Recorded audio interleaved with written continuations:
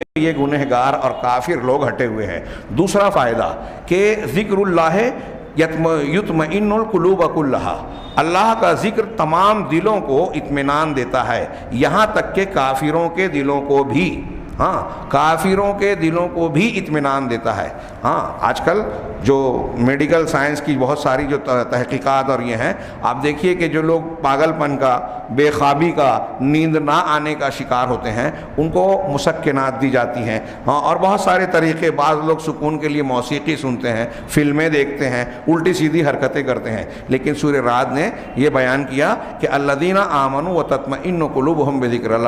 اللہ، الا بذکر اللہ تطمئن القلوب، یہ جان رکھو کہ اللہ کے ذکر سے دلوں کو اطمینان ملتا ہے۔ یہاں انہوں نے قوس میں لکھا ایک بات کہ آج کے ہمارے زمانے میں بعض لوگ قرآن کریم کو سننے کی طرف مائل ہیں، اس لیے کہ ان کو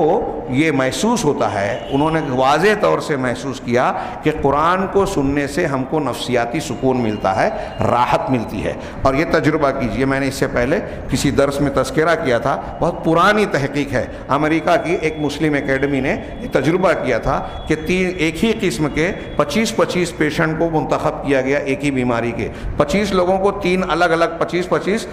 تین گروپ بنائے گئے، الگ الگ کمروں میں رکھا گیا، ایک کا علاج صرف دوا گولی سے کیا جا رہا ہے، انہی دوا گولی سے دوسرے کا کیا جاتا رہا، اور ان کو قرآن کی آیتیں صرف سنائی گئی بغیر ان کے ترجمے کے اور مفہوم کے۔ تیسرا گروپ جو تھا، ان کو دوا بھی وہی دی جا رہی ہے اور ساتھ میں قرآن کی تلاوت بھی سنائی جا رہی ہے، اور قرآن کے معنی اور مفہوم ترجمے کے ساتھ جو ان کی زبان میں ہے ان کو سمجھایا بھی جا رہا ہے۔ تو جو نتیجہ تھا، میرے پاس وہ کتاب تھی التداوی بالقرآن، اس کتاب میں یہ واقعہ بیان کیا گیا تھا اکیڈمی کے ناموں کے ساتھ میں، مسلمانوں نے کیا تھا۔ تو ان کا کہنا تھا کہ جس گروپ کو قرآن کے ترجمے کے ساتھ دوائیں دی گئی تھی، وہ سب سے تیزی سے صحت یاب ہوئے، اور جس گروپ کو صرف قرآن سنایا گیا وہ دوسرے نمبر پر، اور جس کو صرف دوا دی گئی وہ سب سے دیر میں ٹھیک ٹھاک ہوا۔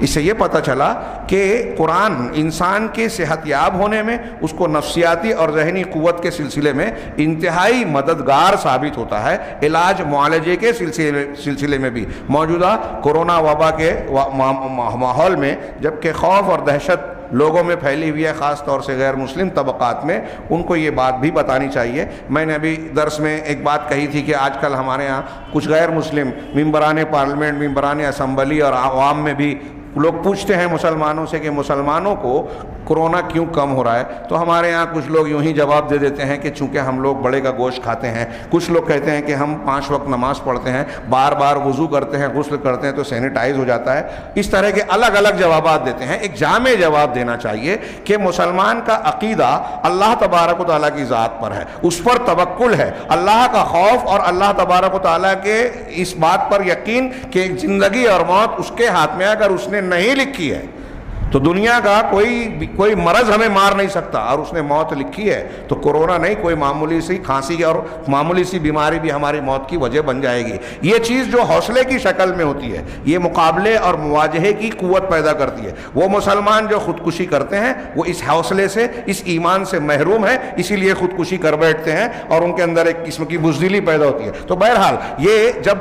یہ عقیدہ ہو اور اس عقیدے کے ساتھ ہم قرآن کی تلاوت بھی کرتے ہیں، عبادت بھی کرتے ہیں، اللہ کے جناب میں گڑ گڑاتے اور دعا کرتے ہیں، اور پھر اسباب کا کو اختیار کرتے ہیں، تو ایک چھوٹی سی ٹیبلٹ بھی ہم کو وہ فائدہ دیتی ہے جو دوسروں کو نہیں دے گی۔ یہ کوئی مانے یا نہ مانے، یہ تجربات کے اعتبار سے اور قرآن و حدیث کی روشنی میں ہمارا عقیدہ ہے۔ چنانچہ نمبر 3